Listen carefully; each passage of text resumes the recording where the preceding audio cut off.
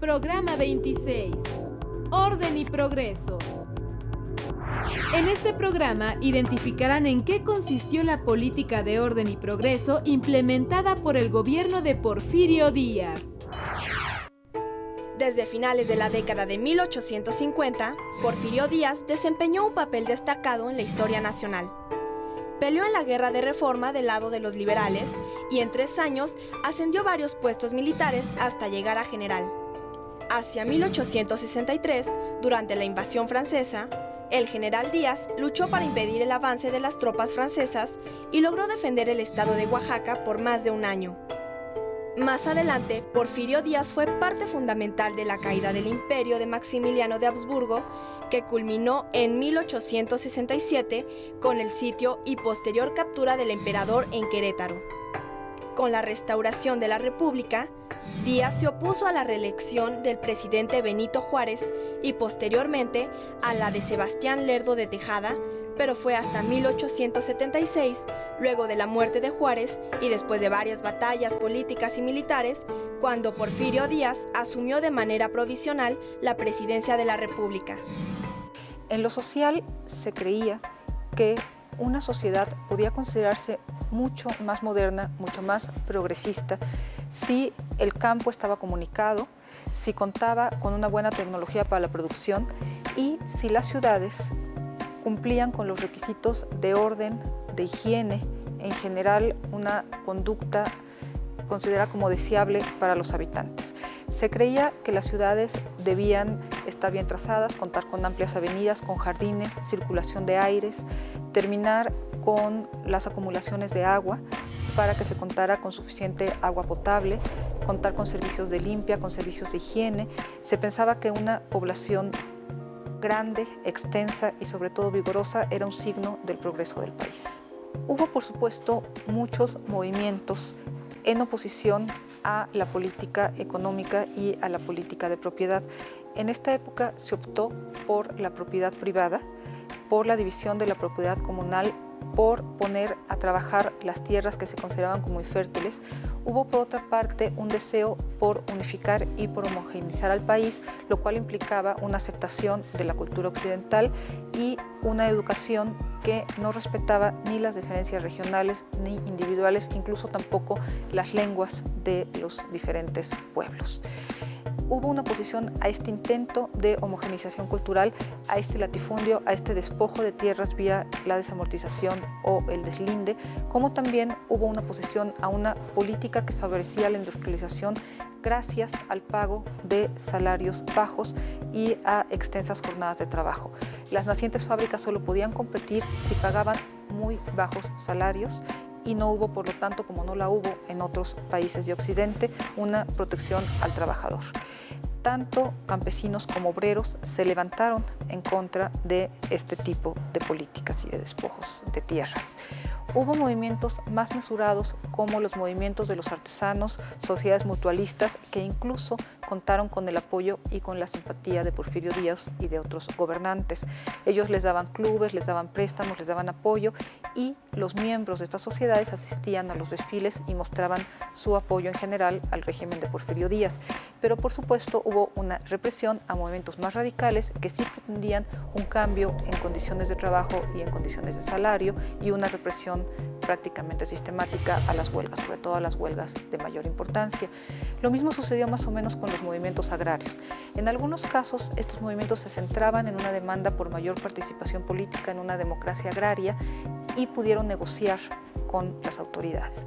Pero hubo movimientos más radicales, como lo de los yaquis, como la de los mayas, que pedían un respeto a la autonomía política, un respeto a la cultura y que también fueron duramente reprimidas. En los tiempos de los presidentes Juárez y Lerdo de Tejada, Porfirio Díaz se declaraba antirreeleccionista.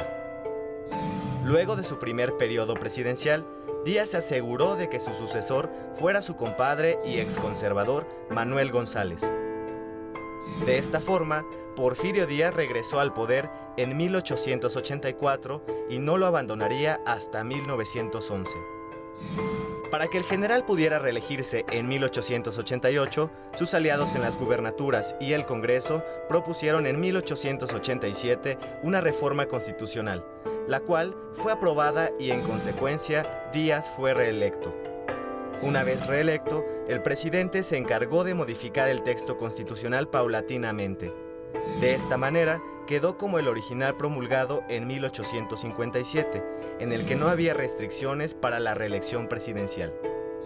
Bueno, creo que hay muchas consecuencias que pueden considerarse como positivas. Hubo un desarrollo económico desigual, pero finalmente lo hubo.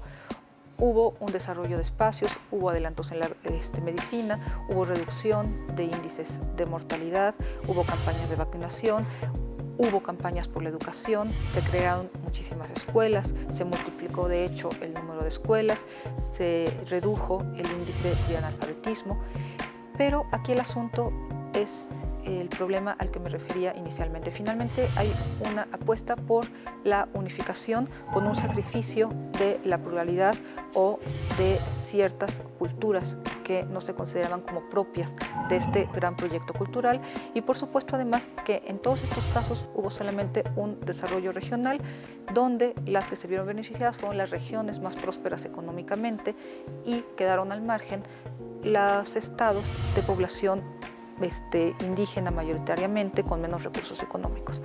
En estos estados las epidemias seguían, no hay educación, los índices de analfabetismo son mucho más altos. Entonces es un proyecto que tiene aspectos positivos con aspectos negativos, pero además hay que recordar que aún en sus aspectos positivos no se produjo un desarrollo igual a lo largo del país o fue un proyecto que no benefició por igual ni a todos los sectores ni a todas las regiones. Incluso un proyecto que podría decir beneficiaba más a los grupos más privilegiados. Durante su estadía en el poder, Porfirio Díaz se aseguró de que sus allegados, colaboradores y ministros fueran de su total confianza para que lo apoyaran incondicionalmente. De esta forma, algunos ministros llegaron a ocupar su cargo hasta por 20 años. Tal fue el caso de Joaquín Baranda como ministro de Justicia y de Ignacio Mariscal como ministro de Relaciones. Otros casos fueron los de Matías Romero, quien estuvo 18 años en Hacienda y luego como representante de México en los Estados Unidos de América hasta su muerte. Justo Sierra fue subsecretario de Justicia y posteriormente ministro de Instrucción Pública por más de 20 años.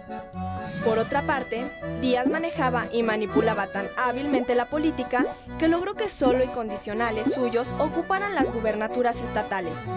Algo similar ocurría en el Congreso, donde sus representantes manejaban la agenda, las votaciones y las decisiones. Fue así como Díaz y sus colaboradores fueron envejeciendo junto con la dictadura. Bueno, lo primero que habrá que decir es que no podemos pensar en una política implementada por Díaz y en una sociedad ajena. Finalmente Díaz es parte de la sociedad y Díaz tiene un grupo que es parte de la sociedad. Entonces podríamos hablar de un sector de la sociedad que introdujo la política de Díaz, que la apoyó, que estuvo de acuerdo con ella. Tenemos a profesionistas, tenemos a élites intelectuales, tenemos a élites culturales, todas ellas inmersas en la misma apuesta. Los médicos proponían campañas por los avances de la higiene y la vacunación. En ese momento obtenían que su propuesta fuera legislada y obtenían, por ejemplo, apoyo económico para sus campañas. Entonces, en realidad no tenemos un presidente y una sociedad, tenemos un sector. Bueno, hay un sector que realmente se comprometió con todo esto, que se empeñó en la modernización y en el progreso. Y tenemos después diferentes posibilidades, diferentes alcances y diferentes reacciones. Tenemos sectores medios, algunos entusiastas con algunas de las propuestas, con otras no.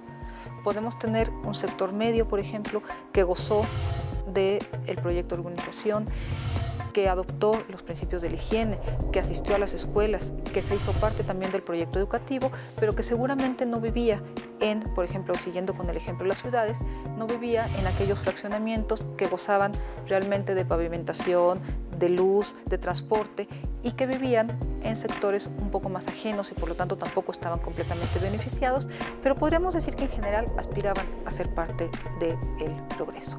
Y después tenemos a sectores populares, en algunas regiones completamente ajenos a este proyecto, incluso en desacuerdo a veces con este proyecto, o incluso que no fueron beneficiados o que no conocieron las ventajas. Pero bueno, a grandes rasgos podemos hablar de sectores populares que en algunos casos se opusieron, por ejemplo, a valores que les resultaban ajenos, se opusieron a dejar de consumir pulque, porque el pulque no era para ellos, por supuesto, un factor de enfermedad o generación, sino era finalmente la pulquería era un sitio de sociabilidad. Era incluso el pulque podía ser hasta un complemento de la alimentación. Entonces podemos tener un proyecto con valores tomados de un grupo que podrían resultar ajenos a otro grupo, con un simple desconocimiento, en algunas ocasiones con rechazo, con estrategias de rechazo, con desobediencia, o podríamos llegar a una oposición mucho más violenta cuando se trata, por ejemplo, como decía, de despojo de tierras o de una educación que tomaba como lengua obligatoria el español. El largo periodo que Porfirio Díaz gobernó el país aplicó los lemas orden y progreso y poca política, mucha administración. Durante su gobierno se alcanzó la estabilidad y el progreso material del país. Sin embargo, la represión y desigualdad de su régimen provocaron el descontento de amplios sectores de la sociedad. Yo creo que es muy difícil presentar una visión blanco y negro. Como les decía, no se puede hablar de una política impuesta por el gobierno, por un gobierno represivo y autoritario, con un país que se opone completamente a esto. Yo creo que todo hay que matizarlo. Un desarrollo económico sí, pero que favoreció a algunas regiones y a algunos sectores, no favoreció a otros. Un desarrollo educativo que favoreció a algunas regiones, a otras no. Entonces yo creo que eso siempre hay que matizar. Uso de fuerza, pero con, en algunos aspectos, conciliación y negociación.